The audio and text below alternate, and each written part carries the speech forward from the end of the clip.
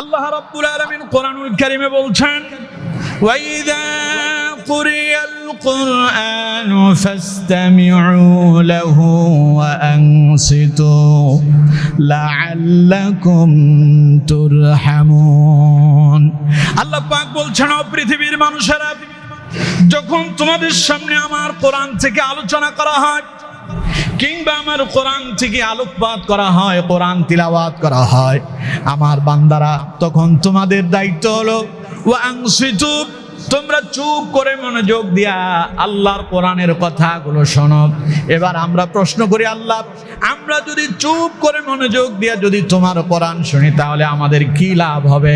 আল্লাহ রাব্বুল আলামিন তার পরের বাক্যে বলছেন, লাআল্লাকুম তুরহামুন। যদি চুপ করে মনোযোগ দিয়ে যদি আমার কোরআন শোনো, আমি আসমান থেকে তোমাদের উপরে রহমত আর বরকত অবতীর্ণ করব। তাইলে আপনারা যদি চুপ করে আমার কথা শোনেন, লাভ আমার না আপনাদের? সুতরাং কথা না বলে চুপ করে শুনতে হবে। পারবেন তো ইনশাআল্লাহ? আমি সময় কিন্তু বেশি নেব না, সর্বোচ্চ 1 ঘন্টা। কথা বুঝতে পারছেন? আপনারা ডিস্টার্ব করলে সময় নষ্ট হবে। আমি এক জুমা পড়াইছিলাম না, পানি উঠছে যে ওই দিন, আপনারা ডিস্টার্ব করতেছেন বিদায় আমি শেষ করে দিয়েছি। সুতরাং সময় নষ্ট করেন না প্রিয় বন্ধুগণ। তাহলে বলছিলাম যে রাসূলুল্লাহর সিরাত হচ্ছে আমাদের জন্য অনুসরণীয়, গোটা জীবনটাই আদর্শ। শুধু আদর্শ নয়, আল্লাহ তাআলা বলছেন উসওয়াতুন হাসানা, সবচাইতে উত্তম এবং শ্রেষ্ঠ আদর্শ। সুবহানাল্লাহ বলেন। এখন তাহলে মিলাদুন নবী আর সিরাতুন নবীর ভিতরে ব্যবধান আপনারা বুঝতে পেরেছেন? বুঝতে পারছেন আপনারা? কেউ যদি বলে আমি মিলাদুন নবী মানি না, তার মানে সে রাসূলুল্লাহর জন্মকে অস্বীকার করলো। নাউজুবিল্লাহ বলেন। তাহলে রাসূলুল্লাহর জন্ম অস্বীকার করলে সে তো নবীর অস্বীকার করে ফেলেছে। সুতরাং মিলাদুন নবীকে অস্বীকার করা যাবে না। সমস্যা এখানে আছে। সমস্যাটা কি? আমরা যখন বলি ঈদে মিলাদুন নবী, এই জায়গাতে আইসা সমস্যা সৃষ্টি হয়। ঈদ মানে আনন্দ। ঈদ মানে কি? নবী করিম সাল্লাল্লাহু আলাইহি ওয়াসাল্লাম বলছেন, আমার সাহাবীরা, আমার উম্মতেরা শোনো, প্রত্যেক জাতিরই ঈদ আছে, তবে আমার উম্মতের জন্য, মুসলমানদের জন্য ঈদ হলো 2টা। কয়টা? একটা হলো ঈদুল ফিতর আর একটা হচ্ছে ঈদুল আযহা। একটা হলো রমজানের ঈদ আর একটা কোরবানির ঈদ। এটা রাসূলুল্লাহ সাব্যস্ত করেছেন। এখন 3 নম্বর ঈদ যখন আমরা এখানে লাগালাম, তখন এটা নিয়ে মতানৈক্য সৃষ্টি হয়েছে। সুতরাং আমরা যদি এই কথাটা বাদ দেই তাহলে আমাদের কোনো অসুবিধা নেই। কিন্তু মিলাদুন নবীর উপরে আমাদেরকে ইস্তেকামত থাকতে হবে, মানতে হবে, না মানলে ঈমান থাকবে না। আবার কেউ যদি বলে না আমি মিলাদুন নবীর পক্ষে না, আমি সিরাতুন নবীর পক্ষে, তাইলে তো তার ঈমান গেল। আরেকজন বলল যে না আমি সিরাতুন নবী মানি না, আমি মিলাদুন নবীর পক্ষে, তার মানে রাসূলুল্লাহর জীবনই অস্বীকার করছে। আর কেউ যদি রাসূলুল্লাহর জীবন অস্বীকার করে, তার আর ঈমান আছে? কারণ সে কোরআনই মানলো না, হাদিসই মানলো না। কারণ রাসূলুল্লাহর গোটা জীবনই হলো মহাগ্রন্থ আল কোরআন। সুবহানাল্লাহ কোন? এখন আপনারা বলবেন হুজুর রাসূলুল্লাহর জীবন আবার মহাগ্রন্থ আল কোরআন কেমনে হইল? নবী করিম সাল্লাল্লাহু আলাইহি ওয়াসাল্লামের ইন্তেকালের পরে একজন সাহাবী মা আয়েশা সিদ্দিকা রাদিয়াল্লাহু তাআলা আনহার কাছে এলেন। এসে প্রশ্ন করলেন, আম্মা জান, উম্মাহাতুল মুমিনিন, আপনার কাছে জানতে চাই বিশ্ব নবীর চরিত্র কেমন ছিল। মা আয়েশা বললেন, তুমি কি কোরআন পড়োনি? সাহাবী বললেন, হ্যাঁ আমি কোরআন পড়েছি। মা আয়েশা বললেন, তাহলে বিশ্ব নবীর গোটা জীবনটাই হলো 30 পারা মহাগ্রন্থ আল কোরআন। এটা হলো কাগজের কোরআন। এটা কিসের কোরআন? কাগজের কোরআন। আর বিশ্ব নবী হলেন একেবারে কমপ্লিট, পরিপূর্ণ জীবন্ত কোরআন। সুবহানাল্লাহ।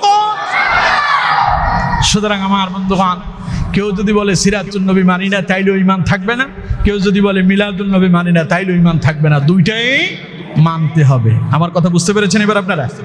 তাহলে আমরা মানবো কোনটা? এখন আলোচনা শুনবো কোনটা? সিরাতের উপরে। কারণ যেটাতে কল্যাণ আছে, যেটাতে কি আছে? কল্যাণ আছে। মিলাদে জানার আছে, আর সিরাতে মানার আছে। সিরাতে আছে কি? মানা। এখন সিরাত কি? সিরাত বললাম রাসূলুল্লাহর জীবনী। তাহলে এখন রাসূলুল্লাহর জীবনী নিয়ে যখন আমরা আলোচনা শুরু করব, তার আগে আমাদেরকে জানতে হবে যে রাসূলুল্লাহ কেন এসেছেন। রসুলকে যে আল্লাহ দুনিয়ায় প্রেরণ করলেন একটা উদ্দেশ্য তো আছে না? এখন উদ্দেশ্যটা আমাদেরকে জানতে হবে। এই পৃথিবীতে আল্লাহ তাআলা যত নবী এবং রসুল প্রেরণ করেছেন, সব নবীদেরকে আল্লাহ এই পৃথিবীতে প্রেরণ করেছেন এই জন্য তারা দুনিয়ার জমিনে আল্লাহর দ্বীনকে প্রতিষ্ঠা করবে। আল্লাহর দ্বীনকে প্রতিষ্ঠা করার জন্য আল্লাহ তাআলা হযরত আদম আলাইহিস সালাম থেকে শুরু করে মুহাম্মদুর রাসূলুল্লাহ সাল্লাল্লাহু আলাইহি ওয়াসাল্লাম পর্যন্ত আমরা কেউ বলি 1 লক্ষ, কেউ বলি 2 লক্ষ, কেউ বলি 24,000 পয়গম্বর আল্লাহ এই পৃথিবীতে প্রেরণ করেছেন। উদ্দেশ্য কি? আল্লাহর দ্বীনকে কি করা? প্রতিষ্ঠা করা। এই ক্ষেত্রে সব নবীদের দাওয়াতি মিশন ছিল এক। সব নবীদের দাওয়াতি মিশন কি? সবাই এক রকমেরই দাওয়াত দিয়েছেন, কেউ ভিন্ন রকমের দাওয়াত দেন নাই। আমার দেশে অনেক দল আছে না? কতক্ষণ না কেন? অনেক দল আছে, এক এক দলের দাওয়াত এক এক রকম। আপনি আওয়ামী লীগের কাছে যান, তাদের দাওয়াতের মিশন একরকম, সিস্টেম একরকম। বিএনপির কাছে যাবেন, তাদের আরেক রকম। জাতীয় পার্টির কাছে যাবেন আরেক রকম, জাসদের কাছে যান আরেক রকম, বাসদের কাছে যান আরেক রকম। তার মানে যখন হবে বিচ্ছিন্ন, বুঝতে হবে এটা সঠিক নয়। এখন মূল কোনটা? যেটা হবে সকলের এক, সবাই যেটাকে এক হিসাবে নেবে, সেটাই হলো মূল। আর সেটাই দিয়েছেন সব নবীরা। সকল নবীরাই এক দাওয়াতি মিশন নিয়ে এসেছেন, তা হলো আল্লাহর হুকুমতকে এই পৃথিবীতে প্রতিষ্ঠা করা। সব নবীরা দাওয়াত দিয়েছেন, ইয়া কওমি ইবুদুল্লাহা মা লাকুম মিন ইলাহিন গায়রু। সব নবীরা তার কওমের লোকদেরকে ডেকে ডেকে বললেন, ও আমার কওমের লোকেরা, এক আল্লাহর গোলামি করো, আর দ্বিতীয় কোন তাগুতের অনুসরণ করো না। আল্লাহ ছাড়া আর কোনো মাবুদ নাই। সব নবীরা দাওয়াত দিলেন, লা ইলাহা ইল্লাল্লাহ, লা ইলাহা ইল্লাল্লাহ। পড়েন সুবহানাল্লাহ। সব নবীরা দাওয়াত দিয়েছেন আল্লাহ ছাড়া আর কোনো মাবুদ নাই, আল্লাহ ছাড়া আর কোনো মাবুদ নাই। সুবহানাল্লাহ কোন? তাই সব নবীদের উদ্দেশ্য হচ্ছে আল্লাহর জমিনে আল্লাহর দ্বীনকে কি করা? প্রতিষ্ঠিত করা। সেই ক্ষেত্রে বিশ্ব নবী মুহাম্মদ সাল্লাল্লাহু আলাইহি সাল্লাম তিনিও এর ব্যতিক্রম নন। তার দাওয়াতি মিশন একই। কোরআনুল কারীমের 2 জায়গায় রাসূলুল্লাহকে আল্লাহ তাআলা কেন প্রেরণ করছেন তা স্পষ্টভাবেই ঘোষণা দিয়েছেন। সুবহানাল্লাহ কোন? একটা হলো সূরা ফাতহের ভিতরে আল্লাহ তাআলা বলছেন, আল্লাহ রাব্বুল আলামিন বলছেন, হুয়াল্লাযী আরসালা রাসূলাহু বিল হুদা ওয়া দীনিল হক লিইয়ুযহিরাহু আলাদ-দীনি কুল্লিহি ওয়া কাফা বিল্লাহি শাহীদা। আল্লাহ রাব্বুল আলামিন সূরা ফাতহের 28 নম্বর আয়াতে আল্লাহ পাক বলছেন, হুয়াল্লাযী আরসালা রাসূলাহু বিল হুদা। নবী, আমি আপনাকে হেদায়েতের আলোক বর্তিকা দিয়ে প্রেরণ করছি। সুবহানাল্লাহ কোন? অর্থাৎ আপনার কাছে আমি এমন এক মেশিন আপনার ভেতরে ফিট করছি, এটার ভেতরে আমি আল্লাহ তাআলা হেদায়েতের আলো ঢুকাই দিছি। সুবহানাল্লাহ কোন? আর ওয়াদিনিল হক, আর সাথে আপনাকে একটা দ্বীনে হক দিয়েছি, অর্থাৎ একটা ধর্ম, একটা দ্বীন, একটা ধর্ম আপনাকে দিয়েছি। সেই ধর্মের নাম, একজন বলল, 2 জন বলল, সেই ধর্মের নাম ইসলাম। সেই ধর্মের নাম কি? আল্লাহ বললেন, নবী, আপনাকে আমি এই পৃথিবীতে প্রেরণ করলাম হেদায়েতের আলোক বর্তিকা করে, আর সাথে দিলাম কি? ওয়াদিনিল হক, একটা সত্য ধর্ম দিয়েছি, দ্বীনে হক দিয়েছি। এখন আপনার কাজ কি? লিইয়ুযহিরাহু আলাদ-দীনি কুল্লিহি ওয়া কাফা বিল্লাহি শাহীদা। লিইয়ুযহিরাহু আলাদ-দীনি কুল্লিহি, এখন আপনার কাজ হচ্ছে পৃথিবীতে যত দিন আছে, বাকি যত ধর্ম আছে, সকল ধর্মের উপরে আমার এই দিনকে, আমার এই ইসলামকে প্রতিষ্ঠা করা, এটা আপনার এখন দায়িত্ব। সুবহানাল্লাহ। তাইলে আল্লাহ তার নবীকে প্রেরণ করেছেন আল্লাহর জমিনে আল্লাহর দিনকে প্রতিষ্ঠা করার জন্য। কি করার জন্য? প্রতিষ্ঠা। প্রতিষ্ঠা মানে কায়েম করা। প্রতিষ্ঠা মানে কি করা? কায়েম করা। দিন কায়েম করার জন্য আল্লাহ তার রাসূলকে প্রেরণ করলেন। এবার আল্লাহ তাআলা তার নবীকে বললেন, নবী আমি যে আপনার এই দায়িত্ব দিলাম, এটা তো একটা সাক্ষী থাকা দরকার। আমরা সব কাজে সাক্ষী রাখি, সাক্ষী রাখি না? কতক্ষণ না কেন সাক্ষী আছে না আমাদের? সাক্ষী থাকে। আল্লাহ বললেন, নবী আমি যে আপনার এই দায়িত্ব দিলাম, আমি আপনার জন্য একটা সাক্ষী রাখলাম। সেটাকে আল্লাহ রাব্বুল আলামিন বলছেন, ওয়া কাফা বিল্লাহি শাহীদা। আমি যে আপনার হেদায়েতের আলোক পত্রিকা দিয়া, সত্য একটা দিন আর ধর্ম দিয়ে আমি যে আপনারে প্রেরণ করলাম, আর আপনারে যে দায়িত্ব দিলাম অন্য ধর্মের উপরে এটারে প্রতিষ্ঠা করার জন্য, এই ব্যাপারে আমি আল্লাহ রাব্বুল আলামিন আপনার জন্য সাক্ষী হিসাবে যথেষ্ট। সাক্ষী কে? আরো জোরে বলেন। এখন রাসূলুল্লাহ যখন এই দাওয়াত দেবেন, দাওয়াত দেওয়াটা এখন সহজ না, কত কঠিন। মুসলমান একজনও নাই, মুসলমান একজনও নাই, মাত্র মুহাম্মদ সাল্লাল্লাহু আলাইহি সাল্লাম আল্লাহর পক্ষ থেকে ওহী প্রাপ্ত হলেন। এখন এই যে একজন মুসলমান নাই, কেমনে দাওয়াতি কাজ করবেন? এই দাওয়াতি কাজ করতে গেলে বিভিন্ন লোকেরা বিভিন্ন ভাবে মনে কষ্ট পাবে এবং তারা আপনাকেও যন্ত্রণা দেবে। আল্লাহ রাব্বুল আলামিন সেই কথাও কোরআনে তুলে ধরেছেন। সুবহানাল্লাহ। সূরা সাফের ভেতরে আল্লাহ রাব্বুল আলামিন সেই কথাটা তুলে ধরেছেন। আল্লাহ পাক বলছেন, হুয়াল্লাযী আরসালা রাসূলাহু বিল হুদা ওয়া দীনিল হক লিইয়ুযহিরাহু আলাদ-দীনি কুল্লিহি ওয়ালাউ কারিহাল মুশরিকুন। কার কথা? ওইখানে বললেন ওয়াকাফা বিল্লাহি শাহিদা, সাক্ষী হিসাবে আমি আল্লাহই যথেষ্ট। আর এখানে বললেন, নবী আমি আপনাকে হেদায়েতের আলোক পত্রিকা দিয়ে প্রেরণ করলাম, সঙ্গে দিলাম সত্য একটা দিন আর ধর্ম দিয়ে প্রেরণ করলাম, লিইয়ুযহিরাহু আলাদ-দীনি কুল্লি। এখন আপনার দায়িত্ব হলো আমার এই দিনকে, আমার এই ধর্মকে অন্য ধর্মের উপরে প্রতিষ্ঠিত করা। এই ব্যাপারে যখন কাজ করতে যাবেন, ওয়ালাউ কারিহাল মুশরিকুন, মুশরিকেরা, তাগুতেরা, আল্লাহকে যারা অস্বীকার করে এই মানুষগুলো মনে কষ্ট পাবে। তারা মনে কষ্ট পেলেও পাবে, কাজ আপনারে চালায় যেতে হবে। কারণ এখন আপনার দায়িত্ব হচ্ছে সব ধর্মকে পেছনে ফেলে দিয়া ইসলামকে সবার আগে নিয়ে যাওয়া। সুবহানাল্লাহ। আমার বন্ধুগণ, দুইটা আয়াত দ্বারা আমরা বুঝতে পারলাম মুহাম্মদ সাল্লাল্লাহু আলাইহি সাল্লাম দুনিয়ায় আগমন করছেন উদ্দেশ্য একখান, তা হলো আল্লাহর জমিনে আল্লাহর দিনকে কি করা? কায়েম করা, বাস্তবায়ন করা, প্রতিষ্ঠা করা। এই ছেলেরা চুপ করে বসে থাকো। আমার বন্ধুগণ, আমি তো কথা বলি সব কোরআন দিয়ে, কথা বুঝতে পারছেন? কথা কথা কোরআনের আয়াত পড়ি, হাদিস বলি, তো সুতরাং এগুলো অন্যদিকে চলে যায়। কথাগুলো যখন অন্যদিকে চলে যাবে, তখন আমি কথা বলে মজা পাবো না, আপনারাও বুঝে মজা পাবেন না। কথা বুঝতেছেন? আপনার দায়িত্ব, এই আলাউদ্দিন সাহেব, আপনার দায়িত্ব এরা যেন কেউ কথা না বলে। আমার বন্ধুগণ, তো বলছিলাম আল্লাহ তাআলা নবীকে প্রেরণ করলেন দ্বীনকে প্রতিষ্ঠা করার জন্য।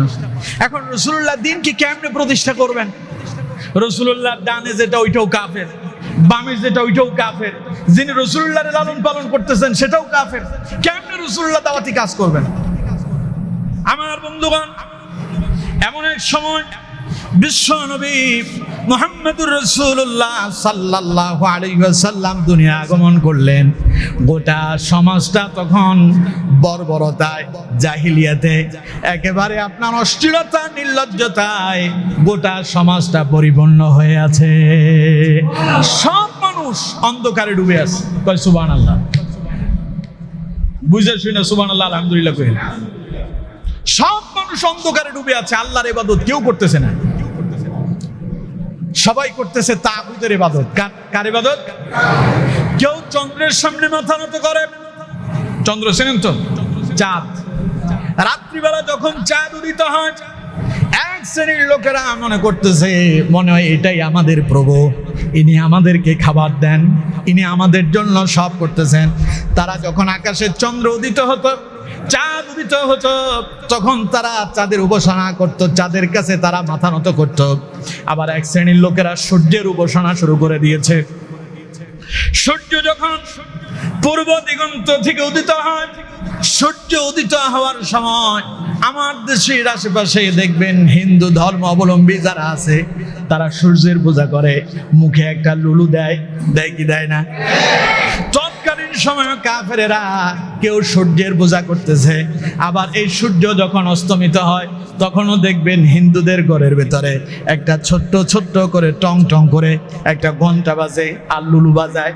তার মানে তারা সূর্যের উপাসনা করতেছে। আমার বন্ধুগণ, আল্লাহ রাব্বুল আলামিন মানুষদেরকে প্রেরণ করলেন কি উদ্দেশ্যে? গোটা পৃথিবীর মানুষ তা ভুলে গেল।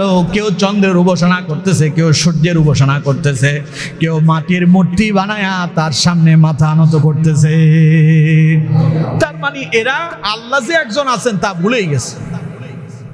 অথচ আমার বন্ধুগণ, আল্লাহ রাব্বুল আলামিন কোরআনুল কারীমে বলেছেন মানুষদেরকে আমি খামোখা তৈরি করি নাই। আল্লাহ যে আমাদেরকে বানাইছে এমনি এমনি ফাও, কথা কয় না, ফাও খামোখা তৈরি করছে।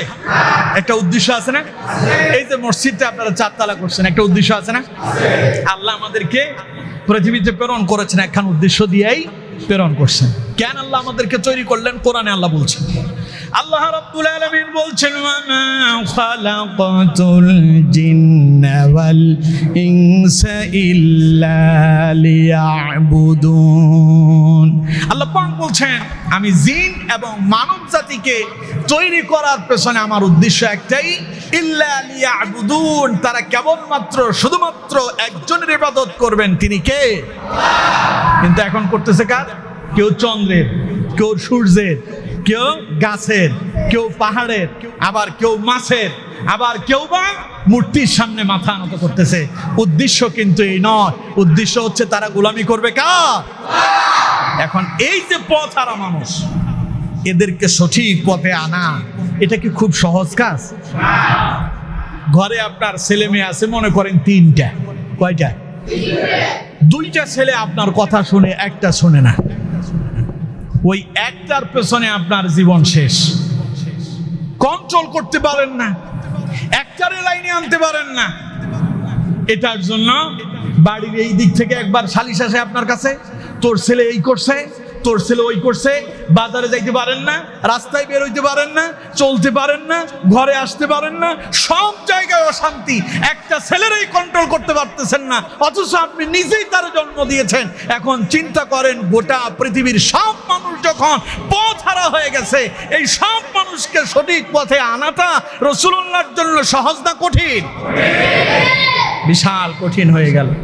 নবীজি কেমনে দাওয়াতি কাম শুরু করবেন, কিভাবে মানুষের কাছে কোরআনের দাওয়াত দিবেন, তা নিয়ে রাসূলুল্লাহ খুব চিন্তায় আছে। এবার দাওয়াতি কাজ করার জন্য আল্লাহ তাআলা রাসূলুল্লাহকে একটা জিনিস উপহার দিলেন। সুবহানাল্লাহ। দাওয়াতি কাম কেমনে করবেন, মানুষকে কিভাবে কোরআনের দিকে নিয়ে আসবেন, আল্লাহর দিকে নিয়ে আসবেন, এটার জন্য আল্লাহ তাআলা নবী করিম সাল্লাল্লাহু আলাইহি ওয়াসাল্লামকে দিলেন মহাগ্রন্থ আল কোরআন। সুবহানাল্লাহ কইলেন না? আরো জোরে বলেন সুবহানাল্লাহ।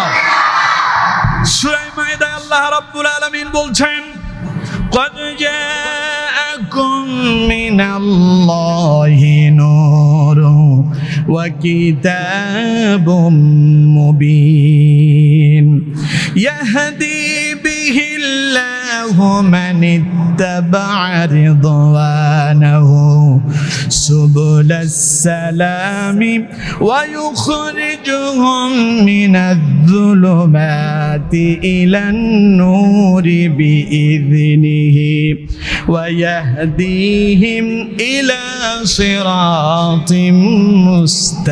মুস্তাকিম। পড়েন আল্লাহু আকবার।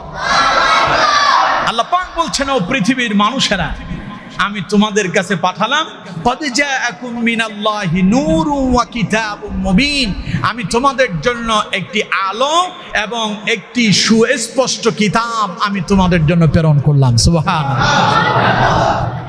এখানে নূরুন ওয়া কিতাবুম মুবিন, এই নূর নিয়ে আমার দেশে মারামারি আছে।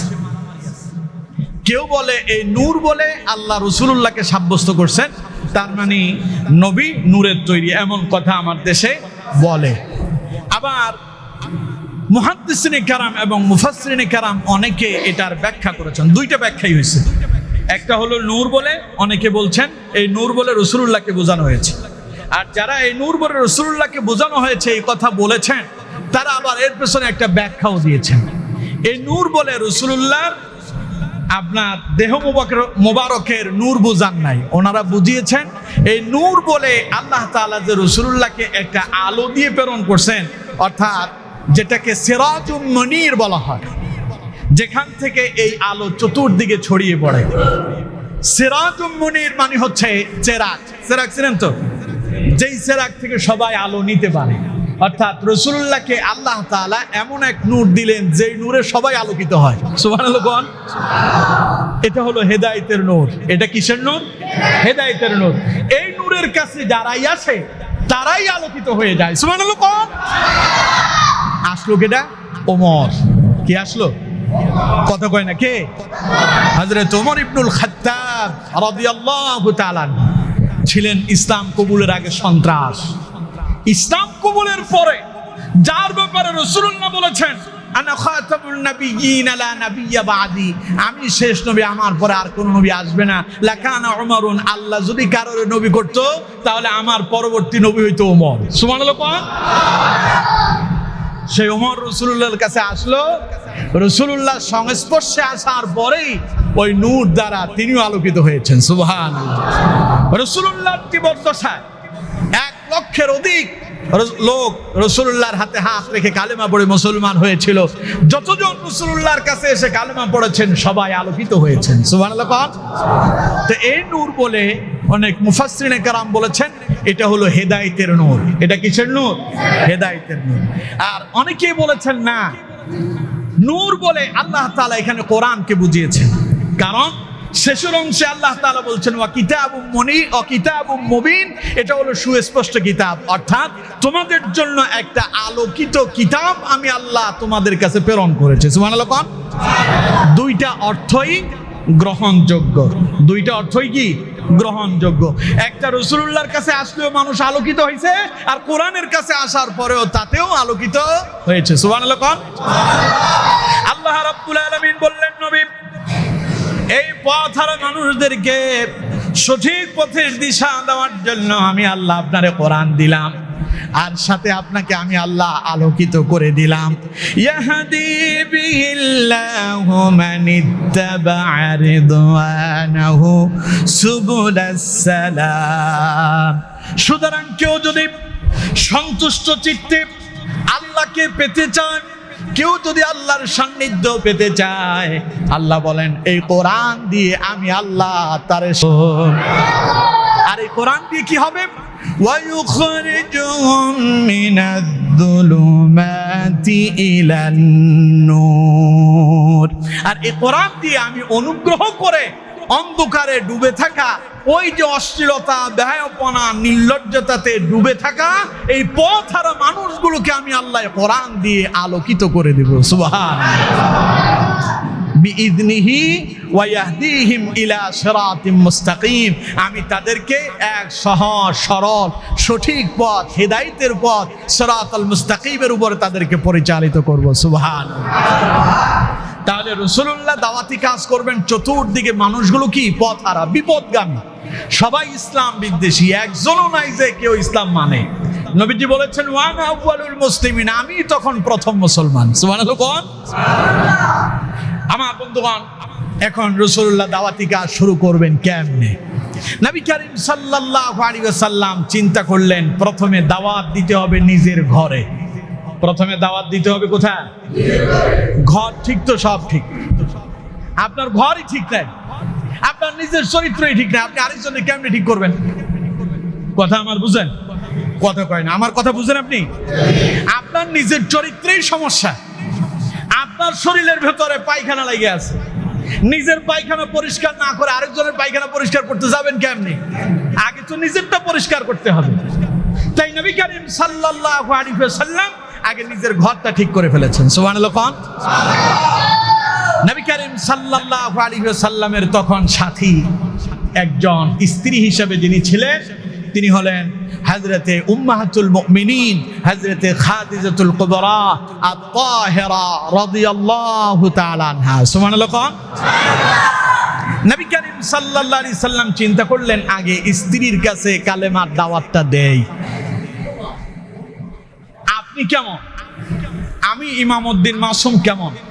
আমার মাথায় পাঞ্জাবি আছে, মুখে দাড়ি আছে, আমি টুপি মাথায় দেই, আমি দেখতে বিশাল আল্লাহওয়ালা মনে হয়। আমি কত বড় আল্লাহওয়ালা এটা আমার স্ত্রী আপনাদের সবার চাইতে ভালো জানে। কথা বুঝতে পারছেন? আপনি কত বড় আল্লাহর ওলি, আপনি কত বড় পীর সাহেব আপনার স্ত্রী খুব ভালো জানে। এখন নবী করিম সাল্লাল্লাহু আলাইহি সাল্লামের চরিত্র সম্পর্কে তার স্ত্রী খুব ভালো জানেন। আপনি আরেকজনের কাছে ওয়াজ নসিহত করতেছেন, খুব ভালো ভালো বুঝান তারে, স্ত্রী কয় সব মানুষের কাছে বলো গিয়া, আমার কাছে বইলা লাভ নাই। কথা বুঝতেছেন? এখন রাসূলুল্লাহ তার স্ত্রীর কাছে দাওয়াত দিবেন এটাও সহজ বিষয় নয়। আল্লাহ নবী এলেন, হযরতে খাদিজাকে ডাক দিলেন, খাদিজাকে ডেকে বললেন খাদিজা আমার উপরে আল্লাহর ওহী এসেছে, আল্লাহ আমারে আদেশ করেছেন ওয়া আনযির আশীরাতাকাল আকরাবিন, আমি যেন আমার নিকট আত্মীয় স্বজনদেরকে সতর্ক করি। আমি তোমাকে সতর্ক করছি খাদিজা, এই যে কাবার ভেতরে লাত মানাত উজ্জা হবল 360টা দেবতা 360টা মূর্তি ঢুকানো হলো, এগুলো কখনো মানুষের কল্যাণ দিতে পারে না, এগুলো মানুষের ভালো করতে পারে না, মন্দ করতে পারে না, এদের কোনো ক্ষমতা নাই। আমি তোমাকে এক আল্লাহর দাওয়াত দিচ্ছি, লা ইলাহা ইল্লাল্লাহু মুহাম্মাদুর রাসূলুল্লাহ সাল্লাল্লাহু আলাইহি ওয়াসাল্লাম। রাসূলুল্লাহর দাওয়াত চারজন ব্যক্তি কোনো দ্বিধা দ্বন্দ্ব ছাড়া রাসূলুল্লাহকে কোনো প্রশ্ন করা ছাড়া ডাইরেক্ট কালেমা পড়েছেন। এইরকম সাহাবীর সংখ্যা কত? সবাই বলেন কত? 4 জন। তার ভিতরে একজন হলেন হযরতে উম্মাহাতুল মুমিনিন হযরতে খাদিজাতুল কুবরা আত-তাহিরা রাদিয়াল্লাহু তাআলা আনহা। সুবহানাল্লাহ। নবীজি বললেন খাদিজা আমি তোমারে দাওয়াত দিচ্ছি আল্লাহ ছাড়া আর কোনো মাবুদ নাই, আর আমি মুহাম্মদ সাল্লাল্লাহু আলাইহি সাল্লাম আল্লাহর প্রেরিত রাসূল। এখন এই ব্যাপারে তোমার অভিমত জানতে চাই। খাদিজা বললেন আশহাদু আল্লা ইলাহা ইল্লাল্লাহ ওয়া আশহাদু আন্না মুহাম্মাদান আবদুহু ওয়া রাসূলুহু। পড়েন আল্লাহু আকবার। খাদিজা বললেন ওগো নবী শোনেন, আমি সাক্ষ্য দিলাম আল্লাহ ছাড়া আর কোনো মাবুদ নাই, আর আপনি নবী হলেন আল্লাহ রাব্বুল আলামিনের পক্ষ থেকে আল্লাহর বান্দা এবং রাসূল। কোনো প্রশ্ন করেন নাই খাদিজা, আপনার যে আল্লাহ নবী বানাইছে কি কি দিছে চাই কোন তো? আল্লাহ দেখতে কেমন, আল্লাহ শুনতে কেমন, আপনার কাছে কোন ফেরেশতা আসছে, কোনো প্রশ্ন আছে? ডাইরেক্ট। তার মানে স্ত্রী খাদিজা রাসূলুল্লাহর চরিত্র সম্পর্কে জানেন, তাই কোনো দ্বিধা দ্বন্দ্ব ছাড়া ডাইরেক্ট কালেমা পড়ে মুসলমান হয়েছেন। সুবহানাল্লাহ। খাদিজা যে রাসূলুল্লাহর বিবাহ করছে এমনি করছে? হযরতে খাদিজাতুল কুবরা রাদিয়াল্লাহু তাআলা আনহা ইতিপূর্বে রাসূলুল্লাহর বিয়ে করার আগে আরো 2টা বিবাহ বন্ধনে আবদ্ধ হয়েছিলেন। 2টা স্বামী ইন্তেকাল করছে, 2 জন স্বামী কি করছে? ইন্তেকাল করছে। পরবর্তীতে হযরতে খাদিজাতুল কুবরা রাদিয়াল্লাহু তাআলা আনহা তিনি সিদ্ধান্ত গ্রহণ করলেন আর জীবনে বিবাহ বসবেন না, তিনি এখন ব্যবসা বাণিজ্য করবেন। 2 স্বামীর সম্পদ তিনি সব পেয়ে গেছেন, তাই তিনি ধনাঢ্যবান ছিলেন, প্রভাবশালী ছিলেন, অনেক সম্পদ ছিল, তিনি ব্যবসায়ী, তিনি ব্যবসা করতেন। চিন্তা করলেন এখন থেকে ব্যবসায়ী করবেন।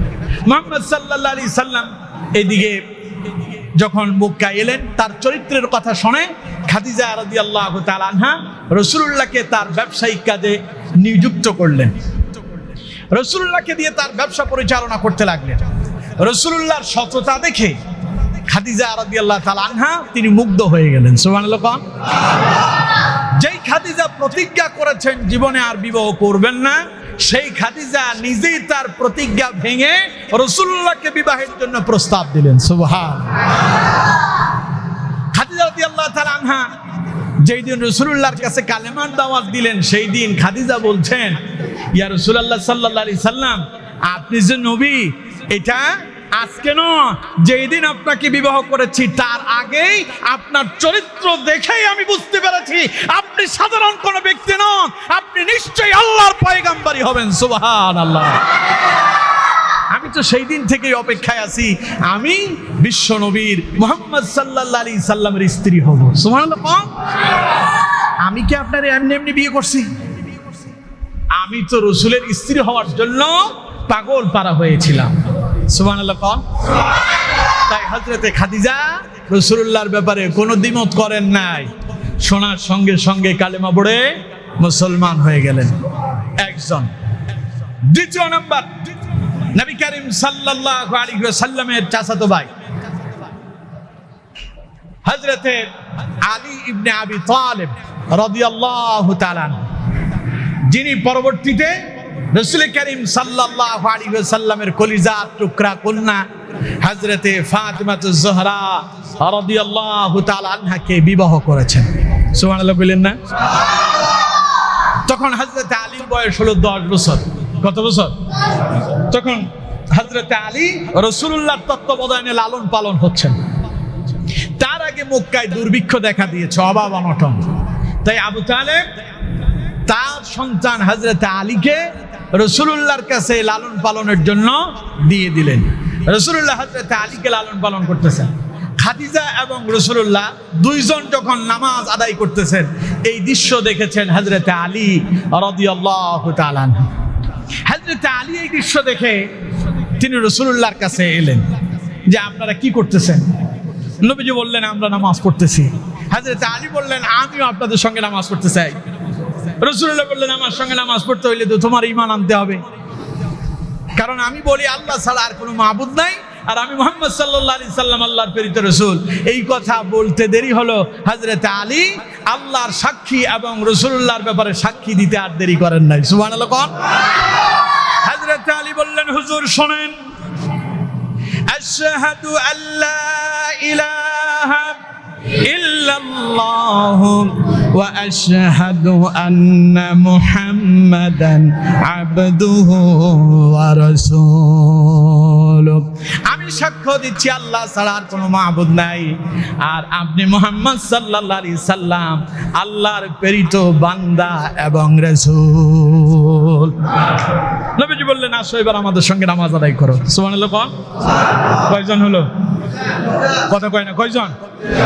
3 নাম্বার আসেন হযরতে যায়েদ ইবনে হারেসা রাদিয়াল্লাহু তাআলা আনহু, যিনি ছিলেন রাসূলুল্লাহর পালক পুত্র। হযরতে যায়েদ ইবনে হারেসা ছিলেন প্রথমে গোলাম। মা খাদিজাতুল কুবরা রাদিয়াল্লাহু তাআলা আনহা তিনি হযরতে যায়েদ ইবনে হারেসাকে তিনি ক্রয় করেছিলেন। বিবাহের পরবর্তী সময় হযরতে যায়েদ ইবনে হারেসাকে তিনি রাসূলুল্লাহর জন্য খাদেম হিসেবে নিযুক্ত করলেন। নবী করিম সাল্লাল্লাহু আলাইহি সাল্লাম মক্কায় আসার পরে সকল প্রকারের দাস প্রথাকে রাসূলুল্লাহ বিলুপ্তি ঘোষণা করলেন। নবীজি বললেন কেউ দাস থাকবে না, সবাই থাকবে সমান। সবাই থাকবে কি? সব মানুষের অধিকার হবে সমান। সুবহানাল্লাহ। রাসূলুল্লাহ বললেন আমি যায়েদ ইবনে হারেসাকে মুক্ত করে দিলাম। যায়েদ ইবনে হারেসার অনেক ইতিহাস আছে। ছোটবেলা যায়েদ ইবনে হারেসা হারিয়ে গিয়েছিলেন। একদল লোক তারে কিডন্যাপ করেছিল, পরবর্তীতে বাজারে বিক্রি করে দিয়েছিল। সেখান থেকে যিনি কিনেছেন তিনি হযরতে খাদিজার জন্য তাকে পেশ করেছেন। হযরতে খাদিজা আবার এটা রাসূলুল্লাহকে দিয়ে দিলেন। রাসূলুল্লাহর সঙ্গে যখন হযরতে হারেসা যায়েদ ইবনে হারেসা যখন মক্কায় ছিলেন, হজের সময় লোকেরা বিভিন্ন জায়গা থেকে যখন হাজিরা হজ করতে আসলো, যায়েদ ইবনে হারেসার বাড়ির লোকজনও হজ করতে আসছে, যায়েদ ইবনে হারেসাকে রাসূলুল্লাহর সঙ্গে দেখে তারা তাকে চিনে ফেলেছে। সুবহানাল্লাহ। তারা যায়েদ ইবনে হারেসার বাবার কাছে অর্থাৎ হারেসার কাছে খবর পৌঁছাইলো যে তোমার ছেলেরে পাওয়া গেছে। যায়েদ ইবনে হারেসার বাবা যখন এই কথা শুনলেন, জিজ্ঞাসা করলেন আমার ছেলে যে তোমরা কেমনে বুঝছো? কয় যে চেহারার সাথে তোমার এই এই মিল আছে। তখন বাপ তো তার সন্তানের ব্যাপারে জানে, তিনি বললেন যে তাহলে তো ঠিকই এটা আমার ছেলে। তিনি দ্রুত বেগে আসলেন সন্তানের খোঁজে, রাসূলুল্লাহর কাছে আসলেন। তিনি এসে বললেন যে আমি কিছু টাকা দিয়া তাকে আজাদ করতে চাই, মুক্ত করতে চাই। নবী করিম সাল্লাল্লাহু আলাইহি সাল্লাম বললেন, যায়েদ আমি তোমারে মুক্ত করে দিলাম, এবার তুমি তোমার পিতার সঙ্গে চলে যাও। হযরতে যায়েদ ইবনে হারেসা বললেন, যে নবীর সঙ্গে দীর্ঘ 15টা বছর কাটিয়েছি, যে নবীর চরিত্র আমি দেখেছি, এই নবীর সংস্পর্শ ছেড়ে আমি আমার পিতামাতার কাছেও যেতে চাই না। এমন এক রাসূল পেয়েছি, এই রাসূলের ভালোবাসায় আমি মুগ্ধ। আমার মনে হয়েছে আমার মা বাবা আমাকে যতটুকু ভালোবাসতেন এর চাইতে বেশি ভালোবাসা মুহাম্মদুর রাসূলুল্লাহ সাল্লাল্লাহু আলাইহি ওয়াসাল্লাম তিনি আমাকে দিয়েছেন। সুবহানাল্লাহ। হযরতে যায়েদ ইবনে হারেসা বাবাকে বললেন, বাবা তুমি আমার বাবা, আমি মেনে নিয়েছি, তবে জেনে রাখো আমি তোমার সঙ্গে আমি বাড়ি যেতে পারবো না। আমি রাসূলুল্লাহর প্রেমে পড়ে গেলাম, আমি রাসূলকে ভালোবেসেছি, একটা মুহূর্তের জন্য আমি রাসূলুল্লাহর আড়াল হতে পারবো না। আমার জীবনটা আমি রাসূলের জন্য কোরবান করে দিতে চাই।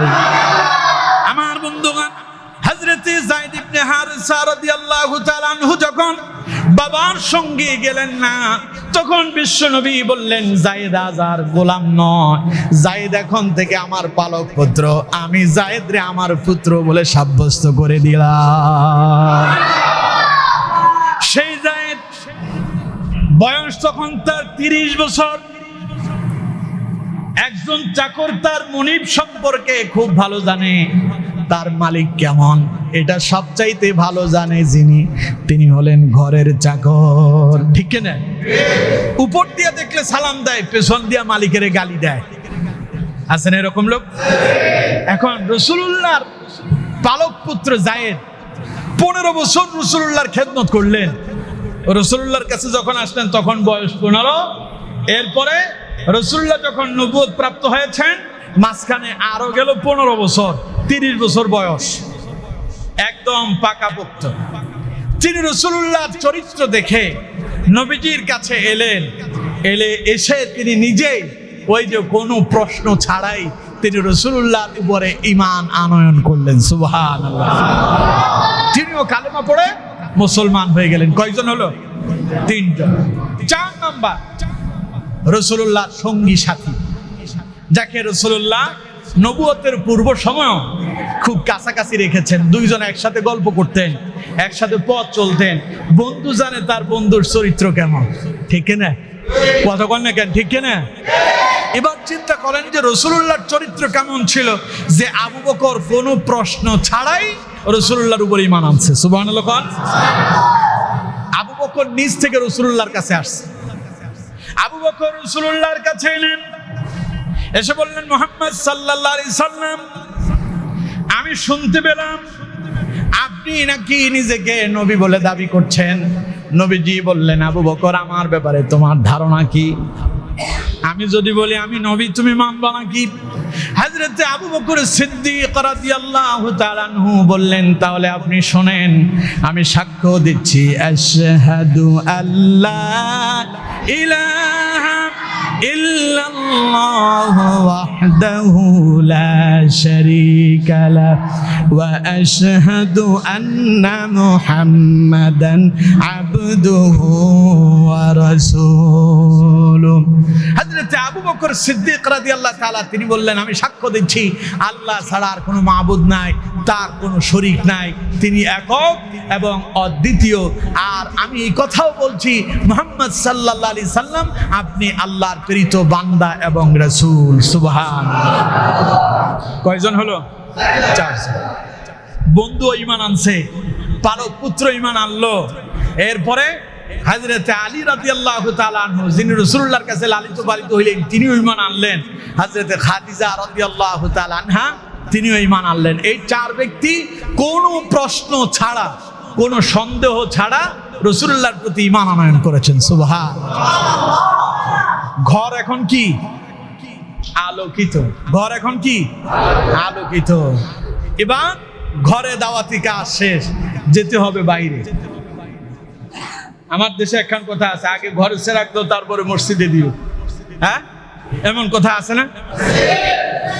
আমার বন্ধুগণ, এর মানে আগে ঘর ঠিক করো, পরে সমাজ ঠিক করতে যাবে। নিজের চরিত্রই ঠিক নাই, আরেকজনের কেমনে ঠিক করবেন? প্রিয় বন্ধুগণ, নবী করিম সাল্লাল্লাহু আলাইহি ওয়াসাল্লাম এই 4 জন ব্যক্তিকে কালেমার দাওয়াত দিলেন, 4 জনই কালেমার দাওয়াত কবুল করলেন। এখন রাসূলুল্লাহ দাওয়াতি কাজ গোপনে গোপনে করতেছেন, প্রকাশ্যে নয়। কারণ প্রকাশ্যে দাওয়াতি কাজ করার মতো এখনো সময় আসে নাই। কেমনে করবেন? কারণ সবাই কাফের। সবাই কি কাফের? দাওয়াত দিতে গেলেই বিপদ আসবে। আল্লাহ নবী 3 বছর পর্যন্ত বিশ্ব নবী মুহাম্মদ সাল্লাল্লাহু আলাইহি সাল্লাম গোপনে গোপনে কালেমার দাওয়াত দিলেন। এই 3 বছরে রাসূলুল্লাহর হাতে হাত রেখে 60 জন অমুসলিম কালেমা পড়ে মুসলমান হয়ে গেল। মুসলমানের সংখ্যা কত এখন? 60। কত? এর ভিতরে মহিলা হলো 12 জন আর গোলাম হলো 14 জন। টোটাল 60 জন কালেমা পড়ে মুসলমান হলো। 3 বছর এইভাবে গোপনে দাওয়াত দেওয়ার পর আল্লাহ পাক এবার বললেন, ফাসদা' বিমা তু'মারু ওয়া আ'রিদ আনিল মুশরিকিন। নবী যান, এবার প্রকাশ্যে কালেমার দাওয়াত দেন। যেই দায়িত্ব আমি আপনাকে দিয়েছি তা ব্যাপকভাবে মানুষের কাছে পৌঁছায় দেন। সুবহানাল্লাহ। আগেরটা তো গোপনে গোপনে চলছে, সহজ ছিল। প্রকাশ্যে বিপদ কম না বেশি? আরো জোরে বলেন না কেন? না, আপনারা আসতে কইছেন। আপনারা কি আমার কথা শুনতেছেন? আপনারা আমার কথা শুনতেছেন? তাহলে কোন তো এতদিন গোপনে দিল, এখন প্রকাশ্যে দিবে, এটা কি সহজ না কঠিন? আমার বন্ধুগণ, আমাদের দেশে আমরা যখন বিগত দিনগুলোতে কোরআনের দাওয়াত দিয়েছি, খোলা মনে আমরা বলতে পারিনি। আমরা হিকমত অবলম্বন করে কৌশলে কৌশলে কালেমার দাওয়াত, ইসলামের দাওয়াত মানুষের কাছে পৌঁছায় দিয়েছি। ঠিক না? এই দাওয়াত যখন আমরা দিলাম, আমাদের সংখ্যা কি কমছে? কত কয় না কমছে? বিগত দিনে যারা ছিল তারা ভেবেছে সব তাদের, কই যে আমরা হলাম 70%, বাকি 30% সব মিলাই আছে আর কি। কিন্তু এমন এক বিপ্লব হলো, দেখা গেল 70% তো দূরের কথা, 10% নাই, 90% তাদের বিরুদ্ধে চলে গিয়েছে। ঠিক না? তার মানে গোপনে দাওয়াতেও বরকত আছে না নাই? রাসূলুল্লাহ গোপনে গোপনে দাওয়াত দিলেন, 60 জন কালেমা পড়ে মুসলমান হইল। তার মানে এখন রাসূলুল্লাহর একটা শক্তি আসলো। যখন শক্তি এলো, তখন আল্লাহর পক্ষ থেকে ফয়সালা হলো, ফাসদা' বিমা তু'মার ওয়া আ'রিদ আনিল মুশরিকিন। নবী যান, প্রকাশ্যে কালেমার দাওয়াত দেন, কাফেররা অসন্তুষ্ট হোক তাতে কোনো অসুবিধা নাই। এখন কালেমার দাওয়াত স্পষ্ট ভাষায় দিতে হবে। ঠিক না? এই জন্য এখন আলেমদেরকে বলি, আর কত গোপনে হিকমত খাটাবেন? এখনো আমাদের হুজুররা কয় আইলে আইলে বাইলে বাইলে। কিসের আইলে আইলে আর ভাইলে ভাইলে? বিগত দিনে মসজিদগুলোতে হক কথা বলা যায়নি, কোরআনের ময়দানগুলোতে হক কথা বলা যায়নি। এখন সময় আসলো, এখন যদি হক কথা না বলো, অপেক্ষা করো, জীবনে আর বলতেও পারবা না। সময় আসছে, এই সুযোগে এখন প্রকাশ্যে দাওয়াতি কাজ চালাতে হবে। আল্লাহ তার রাসূলে বলতেছেন গোপনে আর দরকার নাই। ফাসদা' বিমা তু'মার ওয়া আ'রিদ আনিল মুশরিকিন। ওরা অসন্তুষ্ট হইলে হোক, এখন আপনি ডাইরেক্ট দাওয়াত দেন। আমাদের হুজুররা যখনই কোনো একটা বিপদে পড়তো, তখন একটা দলের বিরুদ্ধে ঠুস করে মধু দিবা, আছে না এমন কথা? একটা বিপদ হইলে ওরা জঙ্গি, এই কথা বললে ওরা খুশি। হুজুরেরা এইসবগুলো বাদ দেন। বহুত লেয়াজু করছেন, লেয়াজু করে কি পাইছেন? কিছুই পান নাই। বরং বাংলাদেশের ইতিহাস হলো এই, বাইতুল মুকাররমের মতো জাতীয় মসজিদের খতিব পর্যন্ত পালাতে বাধ্য হয়েছে, ঠিক কিনা? চাইতে দুর্ভাগ্য আমাদের জন্য আর কি হইতে পারে? কি করছেন সারা জীবন তাদের পা চেটে? সুতরাং পাছাটা বন্ধ করেন। আলেম সমাজকে বলবো, কোরআনের হক কথা এখন যদি বলতে না পারেন, এমন এক সময় আসবে আর বলার সময় আপনাদের হবে। আমার বন্ধুগণ, আল্লাহ বললেন নবী আবার প্রকাশ্যে দাওয়াত দেন। এখন আল্লাহর আইন রাসূলুল্লাহ মানা লাগবে না? কতক্ষণ না কেন লাগবে না? নবীজি চিন্তা করলেন কেমনে দাওয়াত দেয়। রাসূলুল্লাহ চিন্তা করলেন প্রকাশ্যে দাওয়াত দেওয়াটা আমার জন্য কঠিন হয়ে যাবে। আল্লাহ নবী হযরত আলীকে বললেন, আলী রে, যাও মক্কা আর কুরাইশের নেতাদেরকে আমার বাড়িতে খাওয়ার জন্য দাওয়াত দিয়ে নিয়ে আসো। দাওয়াতের কৌশল দেখছেন? দাওয়াতের কৌশল কি? ওদেরকে খানা খাওয়ানোর জন্য দাওয়াত দিলেন রাসূলুল্লাহ। সুবহানাল্লাহ। সবাই যখন খেতে বসলো, খাবার শেষ হয়ে গেল, এবার মক্কার কুরাইশের নেতাদের সামনে রাসূলুল্লাহ বক্তব্য দেওয়া শুরু করলেন। নবীজি বললেন, আমি যে আপনাদেরকে দাওয়াত দিয়েছি, খামোখা দাওয়াত দেই নাই।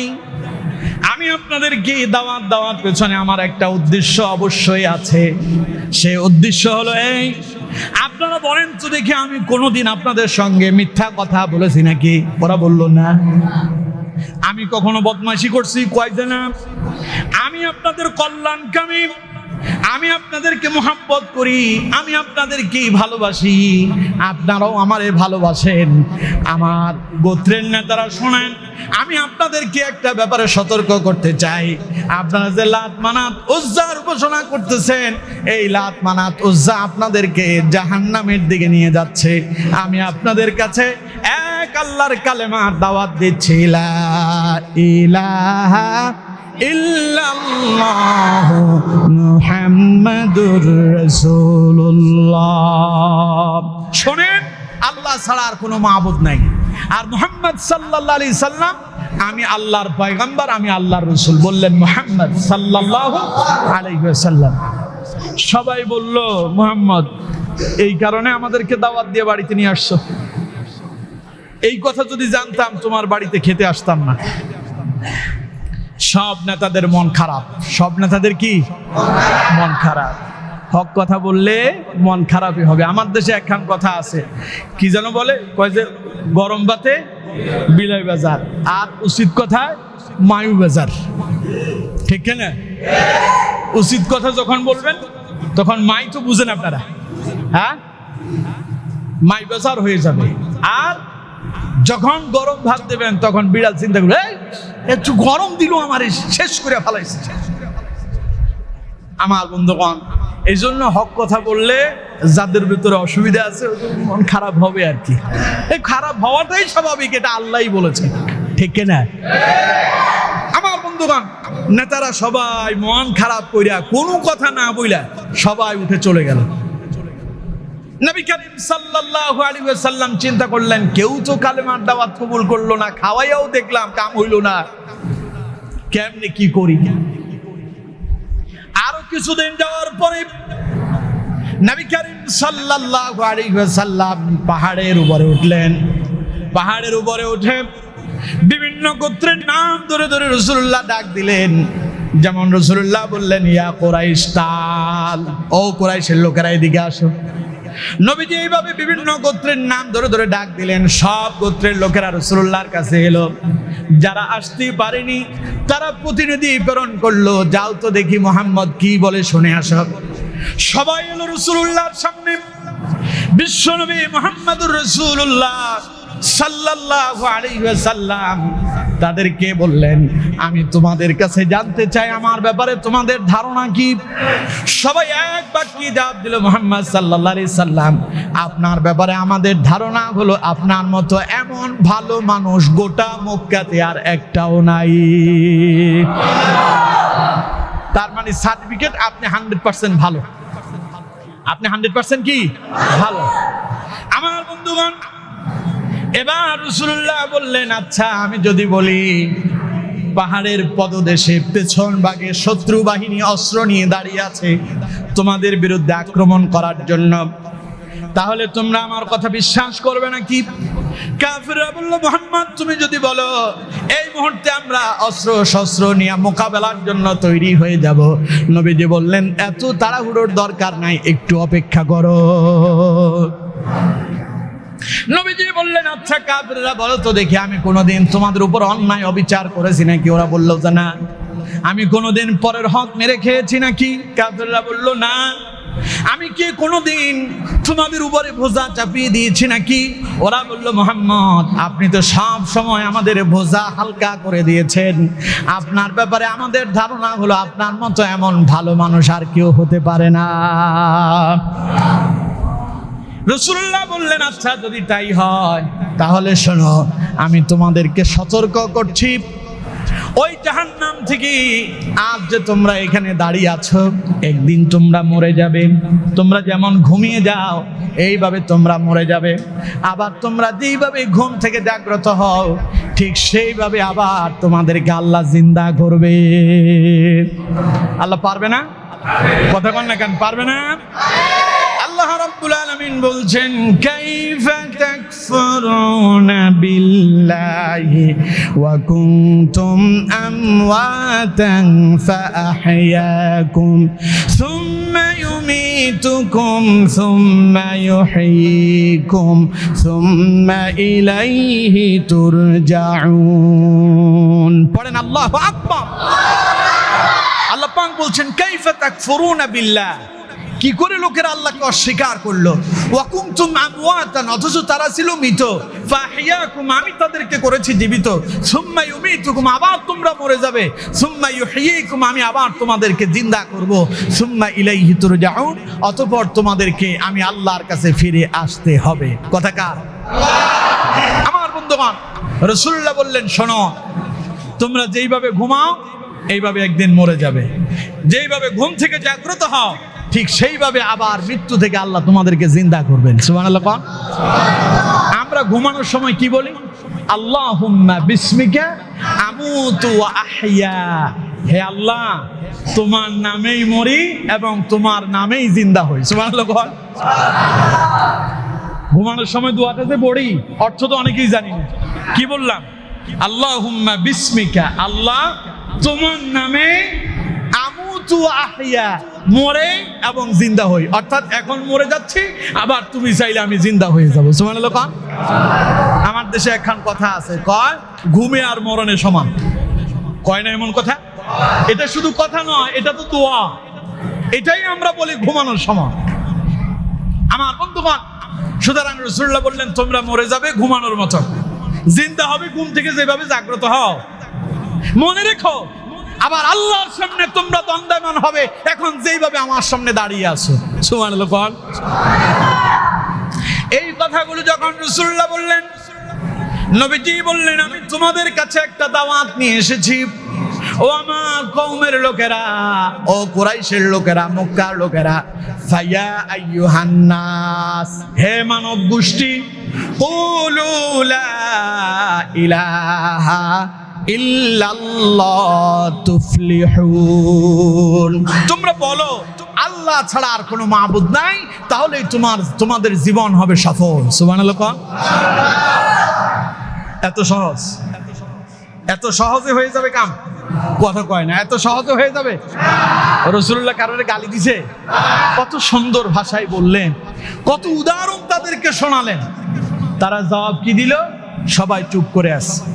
একদম কাছের মানুষ, আপন মানুষ, আবু লাহাব, রাসূলুল্লাহর চাচা। রাসূলুল্লাহর চাচা আবু লাহাব বলল, মুহাম্মদ তুই ধ্বংস হয়ে যা, হালাকা, তুই ধ্বংস হয়ে যা। বলেন নাউযুবিল্লাহ। মুহাম্মদ তুমি ধ্বংস হয়ে যাও, এই কথা শোনানোর জন্য আমাদেরকে ডেকে এনেছ। এই কথা বলার পরে রাসূলুল্লাহ চুপ করে দাঁড়িয়ে আছেন।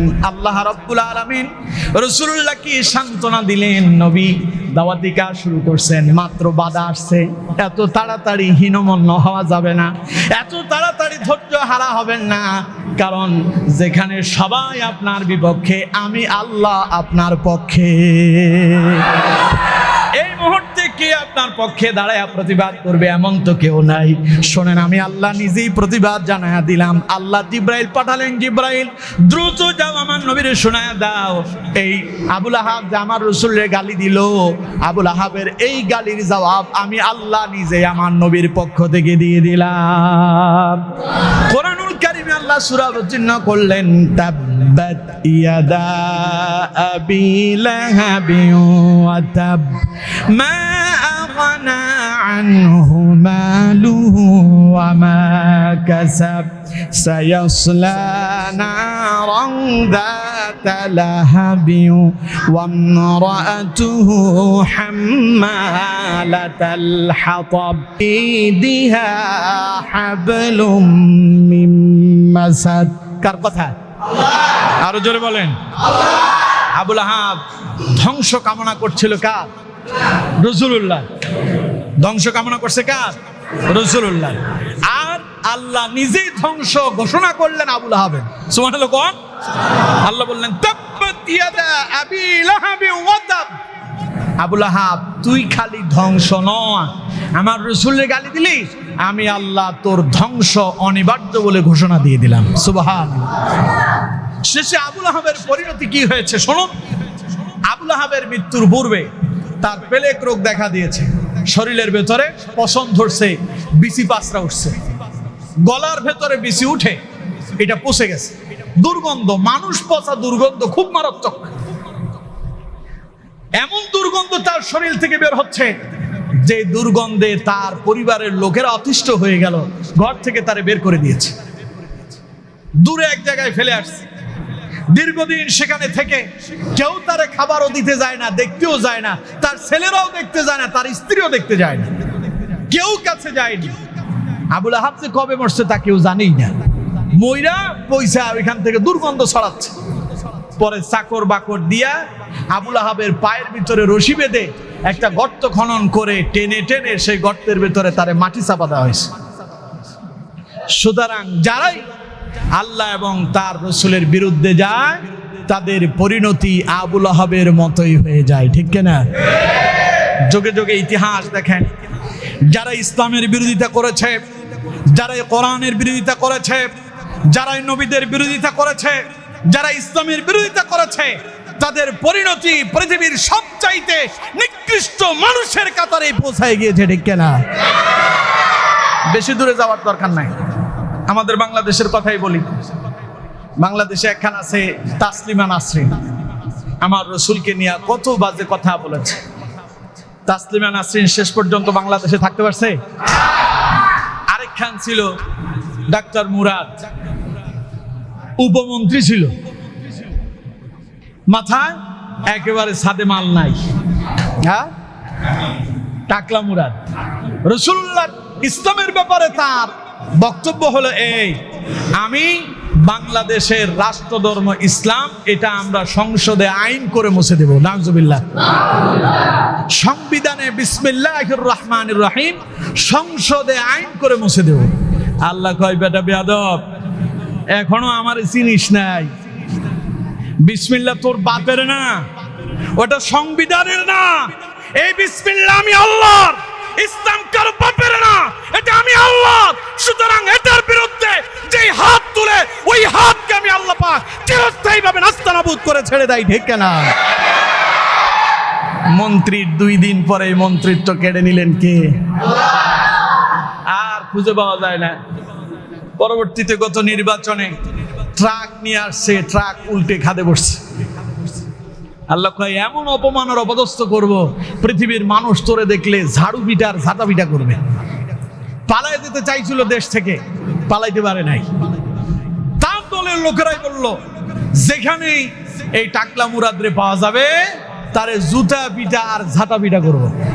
শেষে পালানোর জন্য বোরকা পরে চেয়েছিল, তিনি বিমানবন্দর খরচ করবেন, পারেন নাই, ধরা পড়ে গেছে। আরেকজন আছে কাদের সিদ্দিকীর ভাই লতিফ সিদ্দিকী, তিনিও মন্ত্রী ছিলেন। রাসূলুল্লাহর হজের ব্যাপারে তিনি একটা আপত্তি পেশ করেছেন।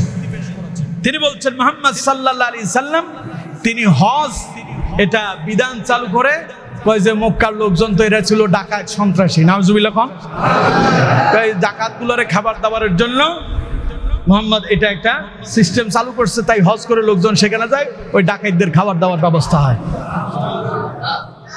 2 দিন পরে মন্ত্রিত্ব যিনি কেড়ে নিলেন তিনি কে? এখন আর লতিফ সিদ্দিকীর নাম শোনা যায়? তো সুতরাং আল্লাহ এবং তার রসুলের বিরুদ্ধে যারা যায় তাদেরকে আল্লাহ চিরতরে মুছে দেন। আমার দেশে আরেক খান ছিল ইমরান এই সরকার, নাম শুনছেন না আপনারা? ভুলে গেছেন নাকি? শাহবাগে দাঁড়ায়া দাঁড়ায়া কত স্লোগান দিল, হ্যাঁ? এখন আছে?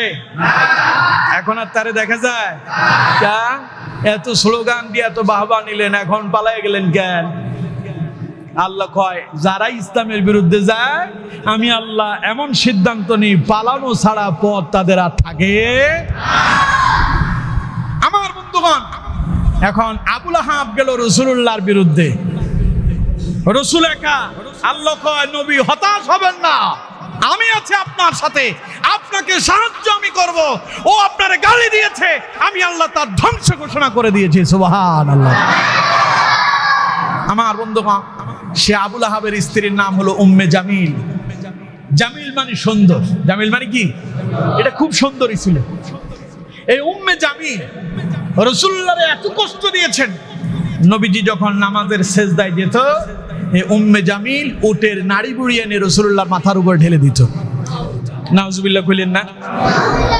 তার মানে রাসূলুল্লাহর দাওয়াতি কাজ সহজ ছিল না কঠিন ছিল? এখানে শেষ নয়। আবু জাহেল রাসূলুল্লাহর ব্যাপারে কুরাইশের লোকদেরকে ডেকে বলল, ও কুরাইশের লোকেরা, আমি শুনেছি মুহাম্মদ নাকি কাবার চত্বরে এসে তার মাবুদের সামনে মাথা নত করে, তোমরা তা জানো নাকি? কাফেররা জবাব দিল, হ্যাঁ লিডার, আমরা তো জানি। আবু জাহেল বলল, তাহলে অপেক্ষা করো, আমি যদি তাকে দেখতে পাই তাহলে পরে তার মাথাটা মাটির সঙ্গে ফিশে দেব। নাউজুবিল্লাহ বলে। আমি যদি মুহাম্মদকে দেখি কাবার চত্বরে এসে সেজদায় অবনত হচ্ছে, মাথা তারে মাটির সঙ্গে ঘষে দেব, আর আমি তারে বেইজ্জতি করে ছাড়ব। যেই চিন্তা সেই কাজ। আবু জাহেল এলো রাসূলুল্লাহর সামনে। কিছুক্ষণ পরে আবু জাহেল নিজেই শীত পতান হইয়া শুয়া শুয়া চিৎকার মেরে মাটিতে গড়াগড়ি খায় আর চিল্লায় বলে, বাঁচাও বাঁচাও, কে আছো আমারে বাঁচাও। কাফেররা দৌড়ায় আসছে। নেতা আবুল হেকাম তখন জ্ঞানীর পিতা। তখন কি? জ্ঞানীর পিতা। আবুল হেকাম মানে কি?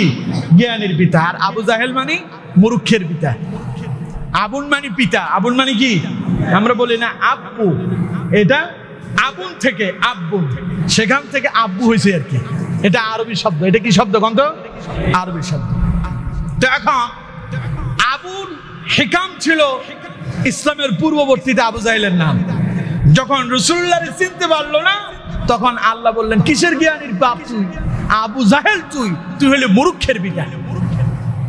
এখন সেই আবু জাহেল মাটিতে শীত পটাং খায়া গড়াগড়ি করতেছে, ওরে মারে, ওরে বাবারে, গেলাম রে, কে কই আসিস, আমারে ধর বাঁচা। নেতার এই চিৎকার শুনে কর্মীরা দৌড়ায় আসছে। কি হয়েছে কি হয়েছে? আবুল হেকাম, নেতা আপনার এই অবস্থা কেন? মাটিতে গড়াগড়ি করেন কেন? কয় আমি তো গেছিলাম মুহাম্মদকে লাঞ্ছিত অপমানিত করার জন্য, কিন্তু সামনে গিয়া দেখি বিশাল এক আগুনের পরীক্ষা, আমাকে মনে হচ্ছে যেন আগুন গ্রাস করে খেয়ে ফেলবে, তাই আমি এখানে চিৎপটাং হয়ে পড়ে আছি। হযরত আবু বকর বললেন, হুজুর এই যে শয়তানটা এই কথা বললো, এটা আসলে কি? রাসূলুল্লাহ বললেন, ও যদি আরেকটু সামনে আসতো ফেরেশতারা তারে আগুনের ভিতরে পুড়ায়া দুনিয়া থেকে বিদায় করে দিত। সুবহানাল্লাহ কোন? তাইলে রাসূলুল্লাহর দাওয়াতি কাজ সহজ ছিল না কঠিন ছিল? জোরে বলেন। তাইলে আমরা দাওয়াত দিচ্ছি, আমাদের কি আর হচ্ছে? বিগত দিনের দাওয়াতি কাজে প্রায় সকল ঘরানার আলেমরাই জেলে গেছে। আলেমদের কাছে কি একখান ছুরি পাওয়া গেছে?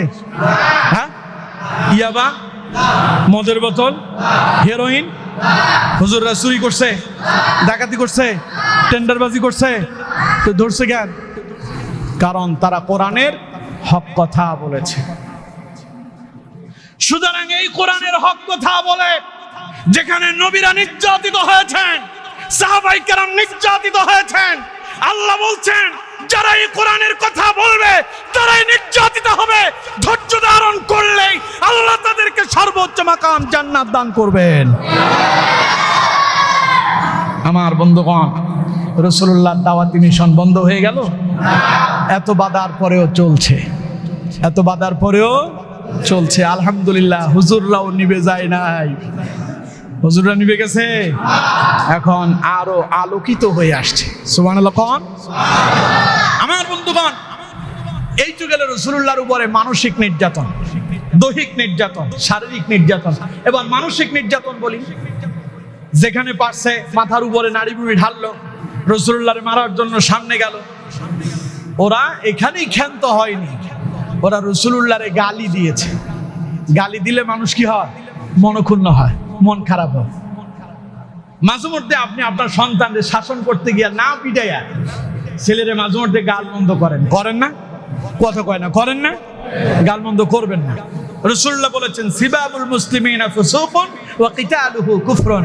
যেই ব্যক্তি কোনো মুসলমানকে গালি দেয় সে যেন ফাসিক হয়ে যায়, আর যেই ব্যক্তি কোনো মুসলমানকে হত্যা করে সেই যেন কুফরিতে চলে যায়। এজন্য সন্তানকে গালি দিবেন না, মনে থাকবে? কথা কন না কেন? থাকবে? কাফেরেরা, এগুলো হচ্ছে কাফেরদের কাজ। গাল মন্দ করা কাদের কাজ? কাফেরদের কাজ। তারা গালি দিল, কি বলে গালি দিল? ওরা রাসূলুল্লাহকে বলল মাকালাল কাফিরুনা হাদা সাহিরুন কাযযাব। কাফেররা রাসূলুল্লাহ কি বলল? মুহাম্মদ তুমি তো একটা জাদুকর।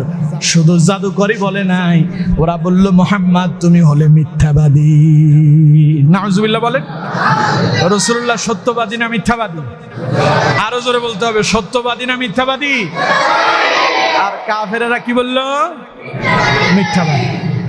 নবীজির মন খারাপ, নবীজির কি মন খারাপ হয়েছে। এখানে শেষ নয়, কাফেরেরা আরো বিভিন্ন মারাত্মক ভাষা দিয়া রাসূলুল্লাহরে গালি দিল। ওরা নবী করিম সাল্লাল্লাহু আলাইহি ওয়াসাল্লামকে বলল, আমার বন্ধুগণ, ওরা বিশ্বনবী মুহাম্মদ সাল্লাল্লাহু আলাইহি ওয়াসাল্লামকে এই বলে গালি দিল, মুহাম্মদ তুমি শুধু জাদুকরই নও, তুমি শুধু মিথ্যাবাদীও নও, তুমি হলে একজন পাগল মাজনুন। নাউজুবিল্লাহ কোন? ওরা রাসূলুল্লাহকে বলল তুমি হলে পাগল। বিশ্ব নবীর মন খারাপ হয়ে গেল, রাসূলুল্লাহরে গালি দিল, মিথ্যাবাদী বলল, রাসূলুল্লাহর মন খারাপ হলো। ওরা রাসূলুল্লাহ কি জাদুকর বলল, নবীজির মন খারাপ হলো। ওরা নবীজিকে কাতে বলল, রাসূলুল্লাহরে কবি বলে গালি দিল, রাসূলুল্লাহকে কাহিন বলল, নবীজিকে তারা শায়ের বলল, কবি বলে গালি দিল। নবীজির মন খারাপ হয়ে গেল। আল্লাহ রাব্বুল আলামিন বললেন, নবী মন খারাপ করবেন না, দাওয়াতি কাজ করলেই পরে এমন কথা আসবেই, আসতেই পারে, তবে আমি আল্লাহ আপনার পক্ষে আছি, চিন্তা করবেন না। ওরা আপনারে মিথ্যাবাদী বলে, ওরা আপনারে জাদুকর বলে, ওরা আপনাকে পাগল বলে, ওরা আপনারে মাজনুন বলে, ওরা আপনারে কবি বলে, ওরা আপনাকে গণক বলে গালি দেয়। আপনার সম্পর্কে আমি আল্লাহ রাব্বুল আলামিন কি বলেছি আপনি শুনুন, মা আনতা বিনি'মাতি রাব্বিকা বিমাজনুন। আপনার রবের অনুগ্রহে আপনি পাগল নন। সুবহানাল্লাহ কোন? আপনি পাগল নন। যারা আপনারে পাগল বলতেছে মূলত তারাই পাগল। কে বললেন? আরো জোরে বলেন। ওরা আপনাকে বলল মিথ্যাবাদী। না না, আপনি মিথ্যাবাদী নন। আপনি তো জীবনে মিথ্যা কথাই বলেন নাই। আপনার ব্যাপারে আমি আল্লাহ সার্টিফিকেট দিলাম, ওয়া ইন্নাকা লাআলা খুলুকিন আযীম। আপনি হলেন এক মহান পূত পবিত্র চরিত্রের অধিকারী। সুবহানাল্লাহ। আপনার চরিত্রের সাথে তামাম পৃথিবীর কারো চরিত্র মিলে না। সুবহানাল্লাহ। আপনাকে তো আমি সর্বোচ্চ চরিত্র দিয়েছি, আপনাকে আমি সর্বোচ্চ আদর্শ দিয়েছি, আপনি মিথ্যাবাদী নন, আপনি পাগল নন, আপনি কাযযাব নন। ওরা যা বলছে তা সব মিথ্যা, যারা আপনারই মিথ্যাবাদী বলছে তারাই মিথ্যাবাদী। সুবহানাল্লাহ। রাসূল যেখানে ব্যথিত হন সেখানে আল্লাহ সান্ত্বনা দেন। সুবহানাল্লাহ কইলেন না? আমার বন্ধুগণ, এইভাবে ক্রমান্বয়ে রাসূলুল্লাহ প্রকাশ্যে কালেমার দাওয়াত দিচ্ছেন। কালেমার দাওয়াত দিতে দিতে বাধা আসলো, আর মক্কায় থাকা গেল না। নবীজি চলে গেলেন হিজরত করে মদিনায়। মদিনায় 10 বছর ছিলেন। কত বছর? 10 বছর থেকে এমন এক দাওয়াতি কাজ করলেন, 10,000 লোক কালেমা পড়ে মুসলমান হয়ে গেছে। রাসূলুল্লাহ এলেন আবার মক্কায়। ফাতে মক্কা হলো, মক্কা বিজয় করলেন মুহাম্মদ সাল্লাল্লাহু আলাইহি ওয়াসাল্লাম। মক্কা বিজয়ের পরেই বিশ্বনবীর ওফাত হয়ে গেল। নবী করিম সাল্লাল্লাহু আলাইহি সাল্লাম ইন্তেকাল করলেন। ইন্তেকালের পূর্ব মুহূর্তে শেষ কথা বলছি না, 1 ঘন্টা কথা বলবো, 10টা বেজে গেছে, আর আগাবো না। শেষ কথা বলছি, বিশ্বনবী মুহাম্মদ সাল্লাল্লাহু আলাইহি ওয়াসাল্লাম তিনি যখন বিদায় হজের ভাষণ দিচ্ছেন, এই ভাষণই শেষ ভাষণ। এই ভাষণই কি শেষ ভাষণ।